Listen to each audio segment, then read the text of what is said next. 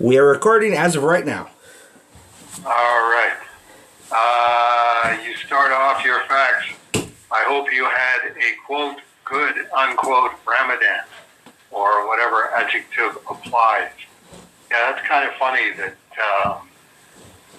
you wouldn't say to somebody, have a happy Ramadan, or hope you had a happy Ramadan, which is kind of a contrast between Islamic monotheism and Western monotheism, which, since I'm part of both of them, it's you definitely appreciate the difference that to the Western mind, the Western monotheistic mind, everything's about happiness. Merry Christmas, Happy New Year, Happy Birthday, and that just sounds kind of lunatic to the Islamic mind. It's like it's not about happy; it's about duty. You do what you're supposed to do. As far as I know, the expression would be have a blessed Ramadan, or I hope you had a blessed Ramadan, which is bringing God directly into the equation. Your Ramadan is going to be as good as God thinks you deserve to have a Ramadan. Catching up on old business. Number one, I think it's my turn to remember Jeff Seiler. Yes, it is. Which is going to turn into a remembrance of Neal Adams. Okay, well, this I got to hear. So, when you guys were doing Green Dante, Green Virgil, the comic store that I go to had Neal Adams in for a signing. And leading up to, so instead of starting with Jeff, I'm going to start with Neal. What's the name of the store? We might as well plug them. Powers Comics. Forget the exact address in Ridge Road in Green Bay, Wisconsin. Okay. I will, when I make the video, I'll put their Facebook info up on the screen so everybody will be like, hey, if ever I'm where Matt is, I can go buy comics. So Green Bay, Wisconsin. It's the place you want to be if you're coming to Green Bay. So they were going to have a signing, and they had announced that Neal would do sketches that you could pick up at the signing. And I'm like, I have a little bit of extra money at the time, because this was about 7 years ago. And so I emailed, and the contact person, which I believe the email address was his son, Josh. And I said, hello, I was wondering about getting a sketch for the February 4th signing of Powers Comics. How much would a head sketch of Cerebus creator Dave Sim run? And Of me? Of you. Okay. And I got a response. Dear Matt, now that I stopped laughing with good humor and fun, I had to ask, why on earth do you want a drawing of Dave Sim? Not that I can't do it, not that I wouldn't be delighted to do it. You just want a sketch of Dave Sim, not to use for reproduction, but just because you want it, which again is very cool. So let me ask, do you want just a quick sketch, or do you want something a little more complete that you can frame and put up on the wall? Best wishes, Neal Adams. And I emailed back responding, Dear Mr. Adams, glad you got a laugh. I'm actually planning on mailing the piece to Dave as a belated Christmas/early birthday present. I know he drew you in an issue of Glamour Puss. I can't remember which. And knowing the regard and respect he has for you, I think he'd find a Neal Adams Dave Sim awesome. Plus, I'm willing to bet he doesn't already have one. I was looking to spend about $80, so whoever finished that would get me Matt out. And he came back with, it'd be about $200. But I thought you'd get a kick out of, I asked for a head sketch of you, and the response was, now that I've stopped laughing. Yeah. Well, I got to tell you, it's if you were probably on Neal's list of there's one that I haven't heard before. And so we went to the signing, and I didn't get the sketch because it was more than I could afford with like a month to go type thing. And I went, the following year, because this was when you were turning 59, so I'm like, next year's Dave's 60th, this will be perfect. And completely forgot about it around your 60th. So then But I went to the signing, and it was great. Neal showed up a little late, and I mean, had the crowd in the palm of his hand the entire show, or the entire signing. And I guess at the end of the signing, he turned to the owner of the store and said, "This was fun. When can I do it again?" And so part of him signing was that he brought a bunch of prints and signed them all and left them there, and it was the store selling signed Neal Adams prints, and then every couple months they'd send him a check of however much they sold. So when Green Dante, Green Virgil happened and the original art was going up for auction and Jeff won, I went up to the store and got a reproduction of the original Green Lantern, Green Arrow cover with Speedy as a junkie. I think, which one? That's issue 85, I want to say? 85 or 86. Yes, 85. And I had, because then Neal came back for a second appearance, and I'll buy one for Dave, I'll buy one for Jeff. Jeff wins the auction. This way he's got Dave's version signed by Dave, Neal's version signed by Neal. They're both signed to Jeff. This will be perfect. And I sent you yours eventually when I finally had a box of stuff I had to send up. And so my first big regret in life is that I didn't get the Dave Sim head sketch from Neal for you. And the second regret is that I kept forgetting to mail Jeff his, and now he's dead, so it's sitting down on my desk as a constant reminder of, hey Matt, you're a bad friend that failed miserably in life. Always worth reminding yourself of. I mean, it's one of those, I kept tripping over it, going, I gotta mail that to Jeff, and then I was like, well, I had a couple other things I had to mail to him, and they won't all fit in a little tube. I should really get a box. And then it was hemming and hawing and going, but I got time. And as Jeff and Neal have so dearly reminded everybody, you think you have time, but you probably don't have that time. So do it now. Or you're better off not betting that you have the kind of time that you hope that you have. Yeah.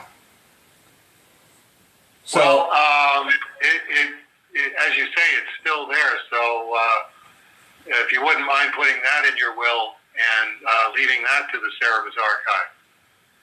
Oh, no, I'll just put that in a box with the signed Service and Hell issues that I've signed that I have to send up. And the next time I get that box going, which will probably be in the next couple weeks, because I got, I want to say 25 or 30 issues I got to send up. You got to get a bigger place for all of the stuff that you haven't mailed out. Well, I got to stop putting it on my desk. Every couple of weeks, Paul will look at my desk and say, this gives me anxiety, don't you? I'm like, but if I move it anywhere else, I can't find it. Right. I mean, it looks completely uncoordinated, but I've got different piles around the off-white house where it's like, don't move that because I know this thing and that thing and the other thing are in that pile. And if I start semi-sorting stuff, all I'm really going to do is lose everything at that point. But that's why you got to put a Post-it note on top of this pile contains and the top 5 things in the pile. By importance, not the top physical 5 things, but just, hey, these 5 things are in this pile, and you put a Post-it note, and that way if something happens and somebody goes, what the hell is this?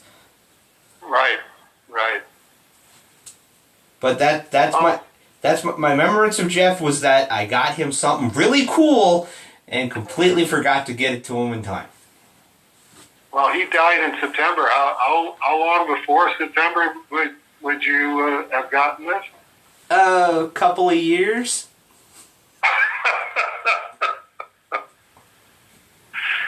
Okay, I was trying to help you there, but no.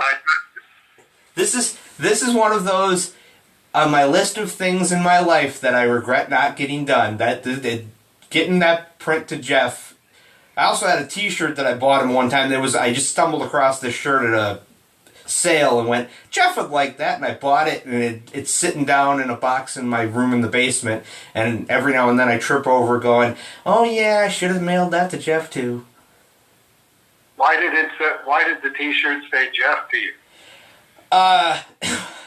Well, okay. So Saturday Night Live, Andy Samberg had created a band called The Lonely Island, and they do digital shorts on Saturday Night Live.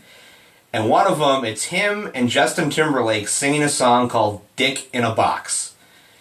And the song is about how they're going to give their girlfriends a box that has their penis in it. And the t-shirt, it's step 1, get a box. Step 2, cut a hole in the box. Step 3, put your dick in the box. Step 4, give her the box. And Jeff thought that short was just one of the funniest things he'd ever seen. And I saw it, and yeah, it's kind of funny, but it was one of those, I didn't quite understand, why would we be putting this on a t-shirt? Because I don't see anybody wearing that shirt out and having a good night. But I saw it, and it was like $2-3 on sale. I'm like, oh, I'll spend this for Jeff. And it was right before he moved to Minnesota, or right after he moved to Minnesota. I'm like, oh, okay, when I get his address, I'll mail it to him. And then I didn't hear from him for a couple of years. Well, I just had to ask.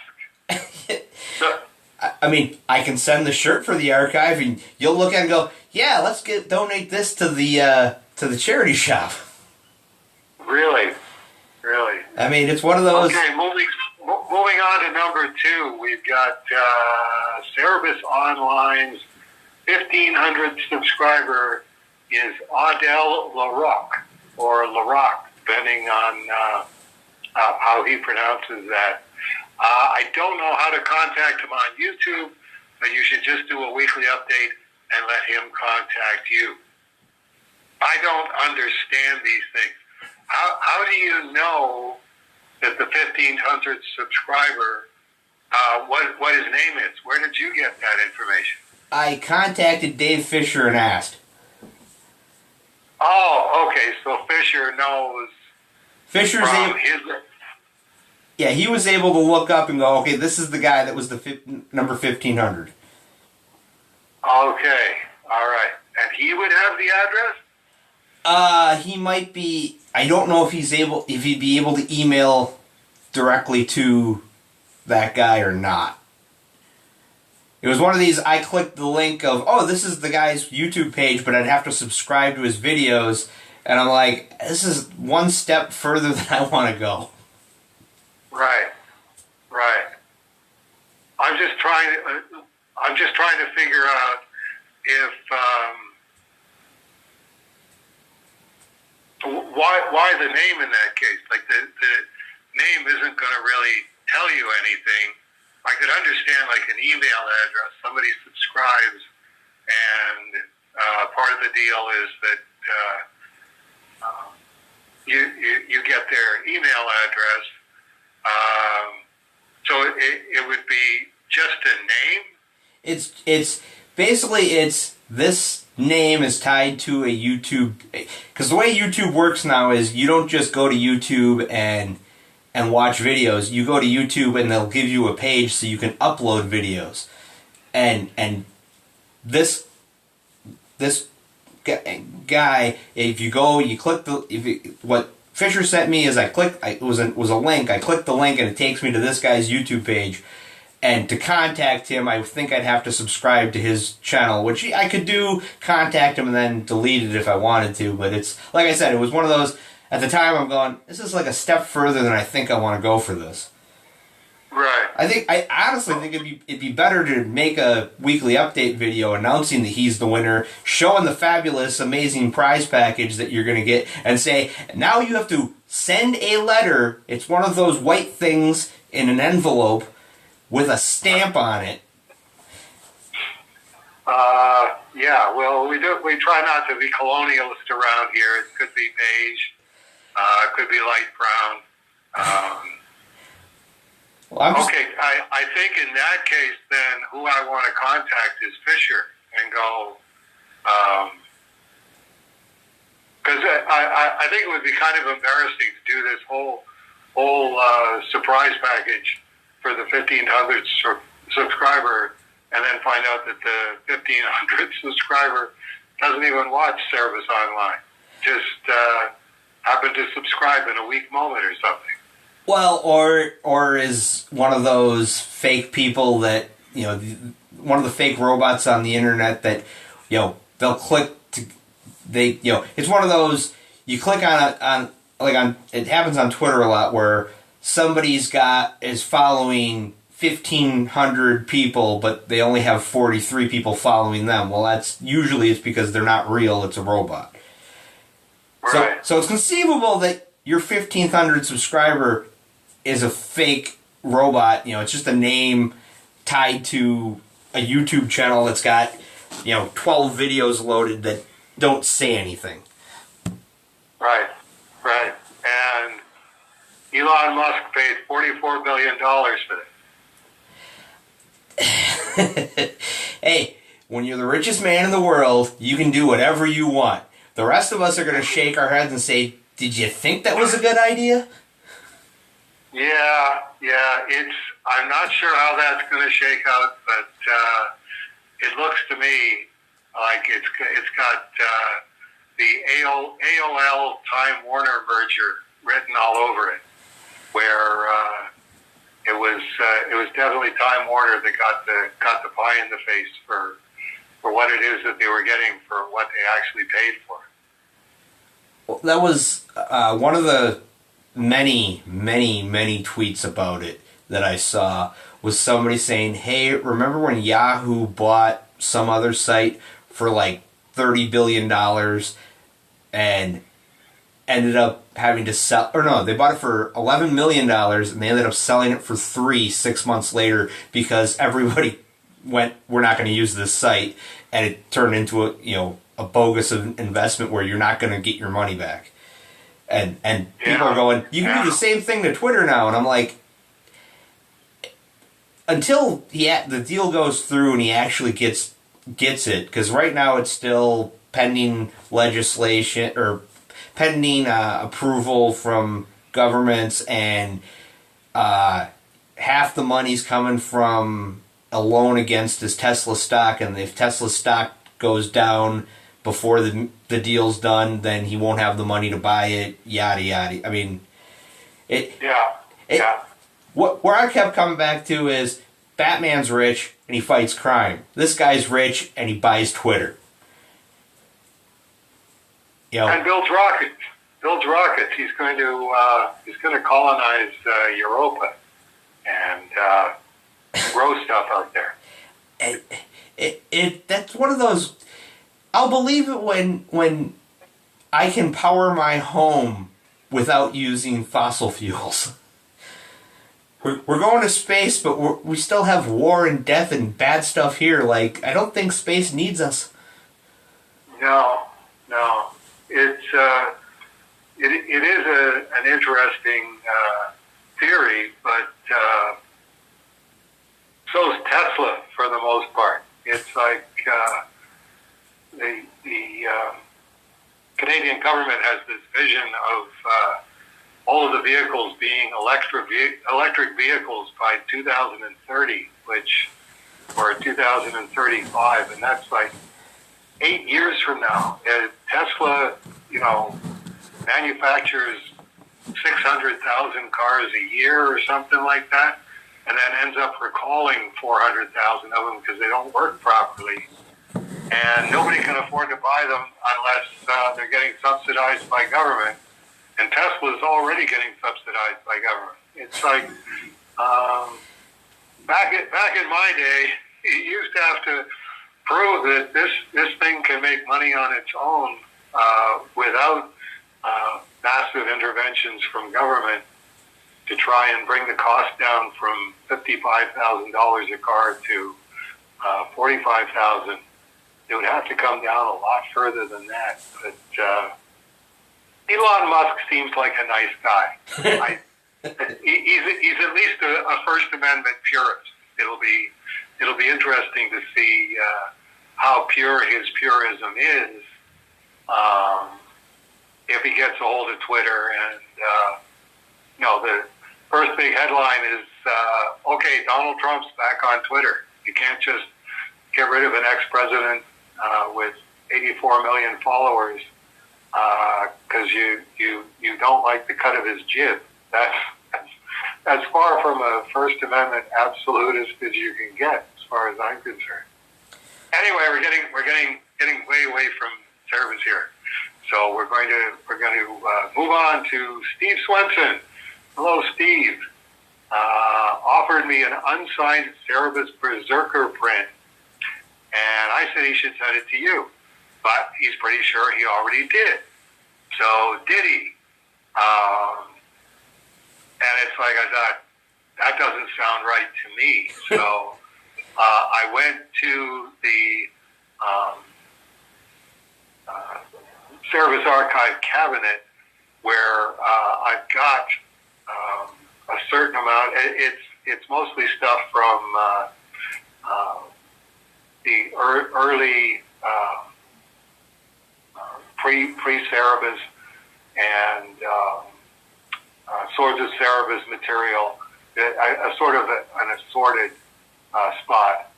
And I went, okay, I'm pretty sure the Berserker original is in there, and that's because that's where it was. That's where I put the prints. I knew that I had 3 prints of Cerebus Berserker from Cerebus fans. I didn't have any of my own, and I went, that doesn't sound right to me. So opened up the cabinet, and sure enough, they're right there on the top. There's 3 of them. I've got, or the Cerebus Archive has number 86 out of 500 and 2 unsigned copies. So I'm pretty sure that at least one of those came from Steve in that case.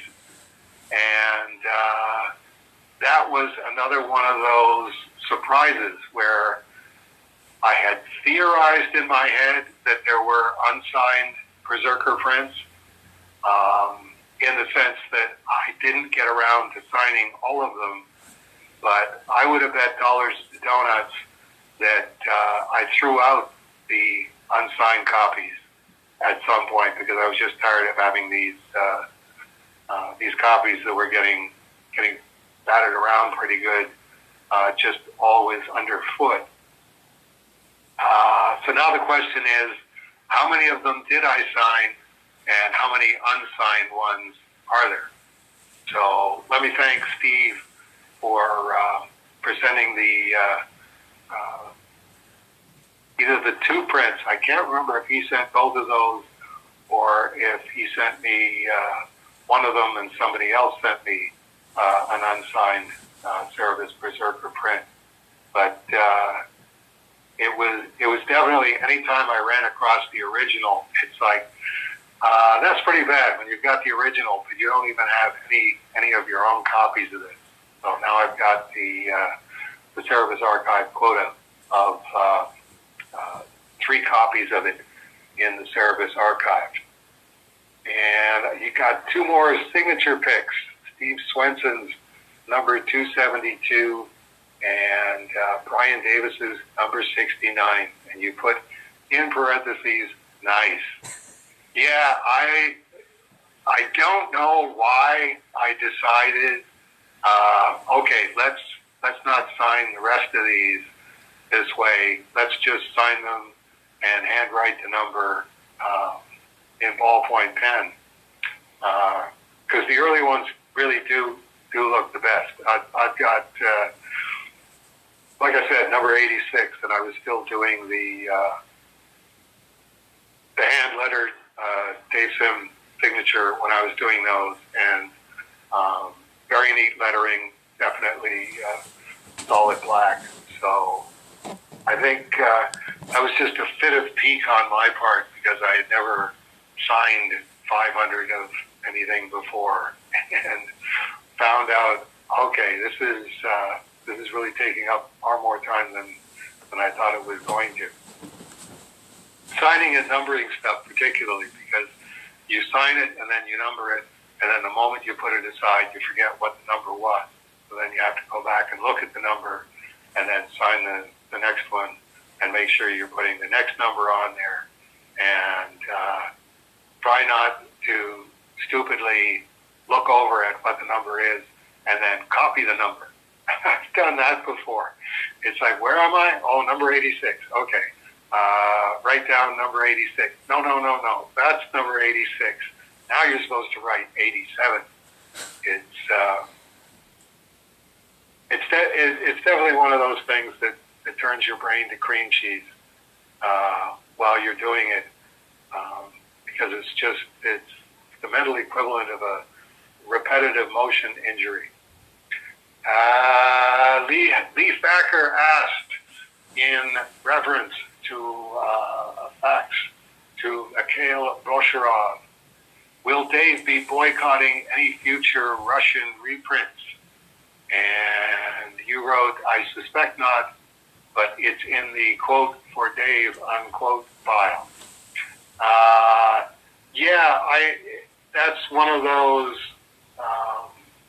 I won't be boycotting, because boycotting is usually a customer thing, and I'm not really a customer of Mikhail's, and I'm not really a customer of the Russian publisher that he found to do Cerebus.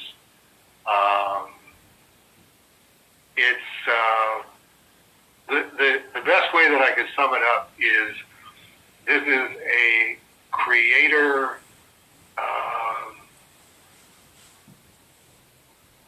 language fan relationship, where I don't see myself as doing Russian reprints.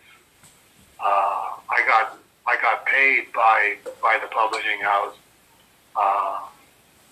If people really think that this is a complete contradiction of morality, that I took $1,500 in the rubles equivalent from this Russian publisher and authorized them to do the book.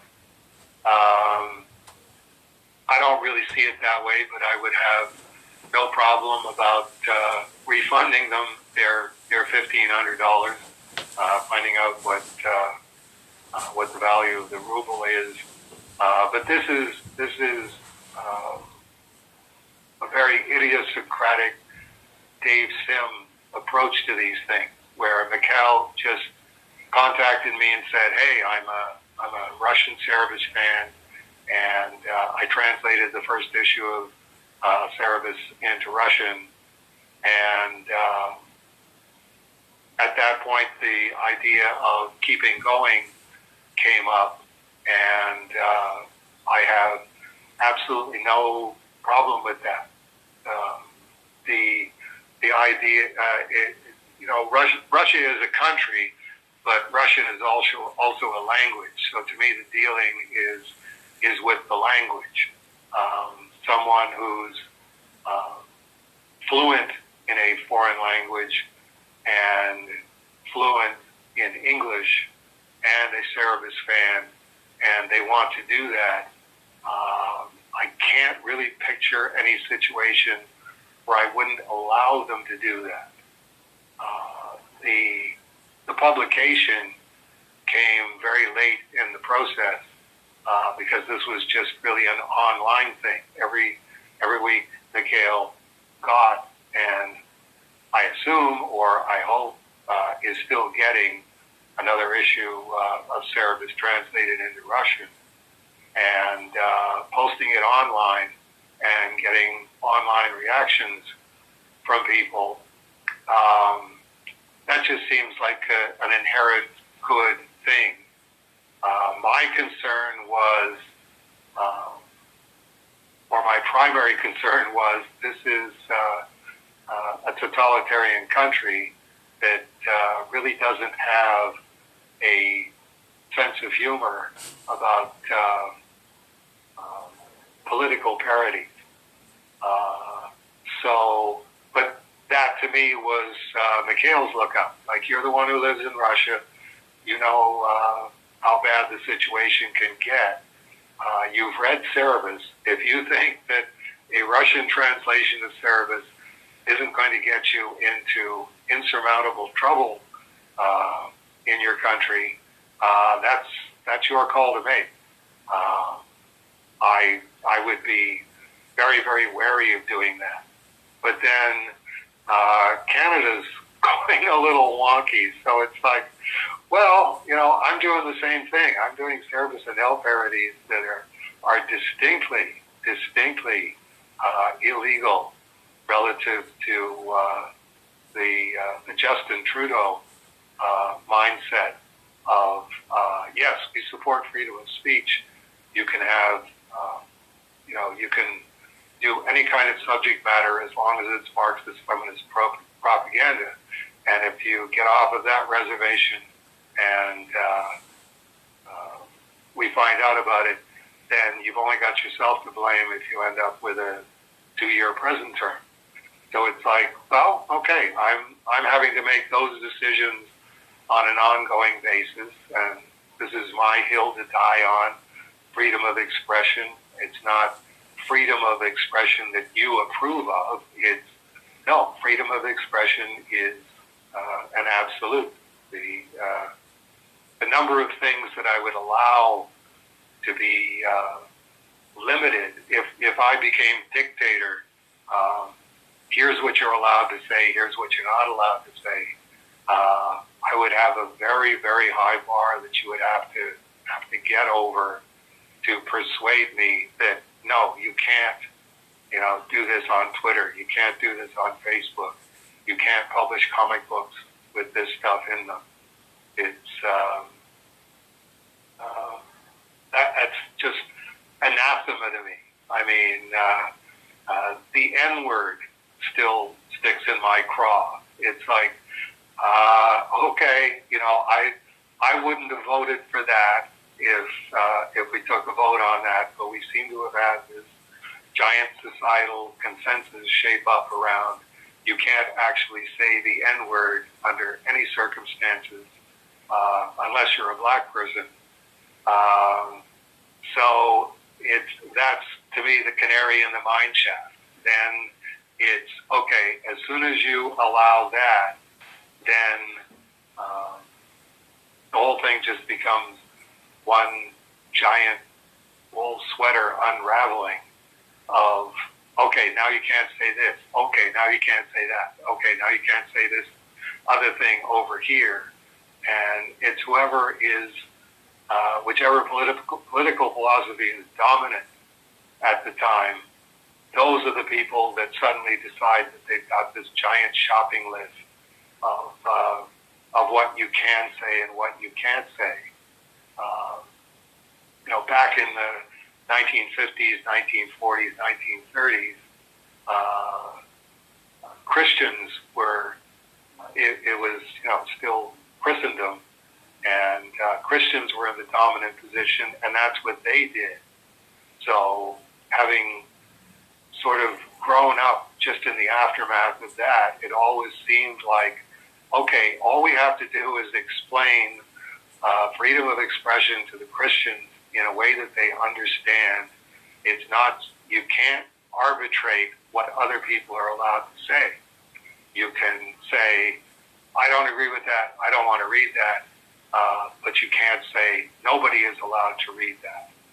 And we worked at that, and sure enough, we reached the breakthrough point where I think most conservatives, most Republicans, most Christians understand you can't limit somebody else's freedom of expression just because you don't like it. And then as soon as you do that, then the progressives are off on a tear of you can't say this, you can't say that, you can't say this other thing. And it's like, what are we just going to keep ping-ponging back and forth between the two groups over decades and centuries until people finally go, oh, freedom of expression.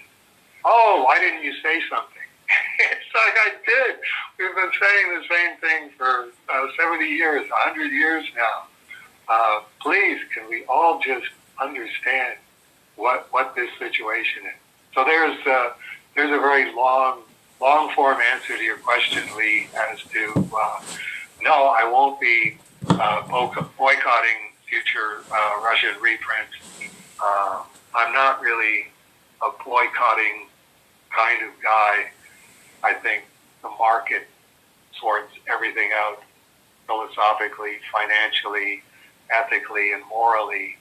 If you just let it do that, you'll reach dry patches and hit glitches and road bumps and stuff. But no, boycott, divest, sequester, sanction, all of that sort of stuff. Unless you're talking about apartheid,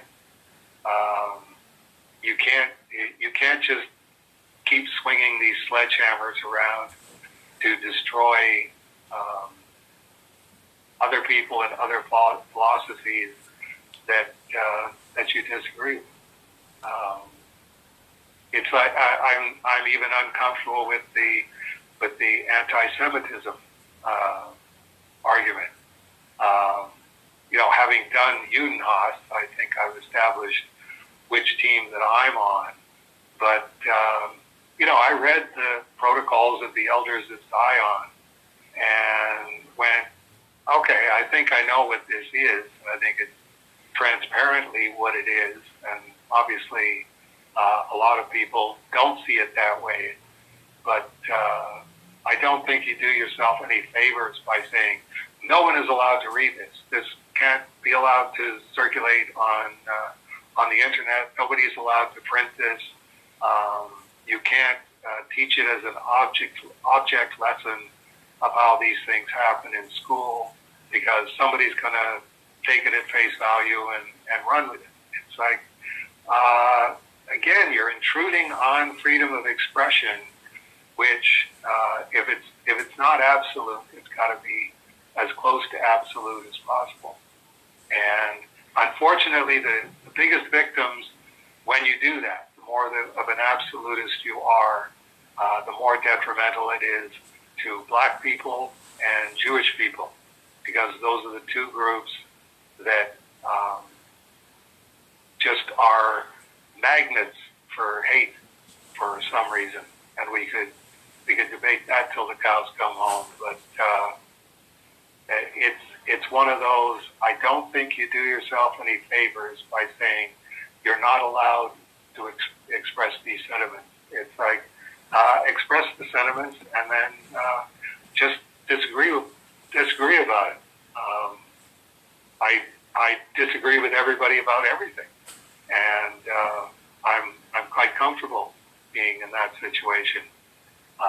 So I'm far more aware of my own vulnerability of there's way too many people who just want Dave Sim to be made to stop saying what he's saying, for me to be comfortable with that.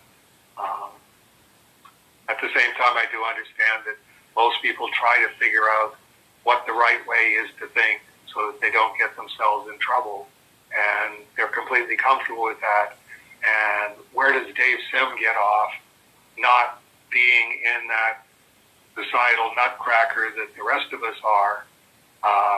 Time to crack Dave Sim's nuts. So he has to live like the rest of them. So there's an even longer answer to your question, Mr. Lee Thacker, Cerebus and Neal collaborator.